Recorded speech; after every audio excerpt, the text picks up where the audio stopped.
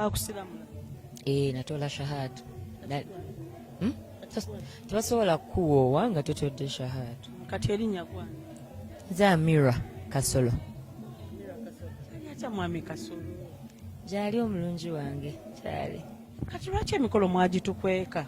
Kwali kukyala, kwanjula na kuwoowa, kwali kukyala? Ebyali byetaagisa bye twakola, byali byetaagisa kubanga tewali kipya kikolebwa.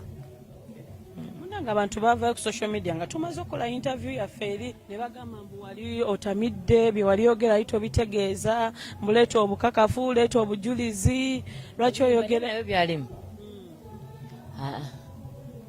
Sinywa by the way sinywangako because sisi nti nazaalibwa ndi mu advent sinywangako nekolo nanywa mazzi era bwe tuna ku tebo yange kwaliko minota mungi nnyo sinywa mwenge. Abantu abakuyita erinnya ebbi erinnuma nga nze omukyala nti oli homebreaker mbu wayingirira obufumbo bw'omukyala. Ndowooza yaabwe sisobola bamma ndowooza yaabwe era sisobola bakumya kuba ndowooza yaabwe. Ekirala saagala kwettotoolako nnyo. Bwe magazina gwe nali nzize mu maka ge abampita balina babbaaba bwe babagamba Amira yafumba ewaabwe then baterere ewaabwe I think. Era oyo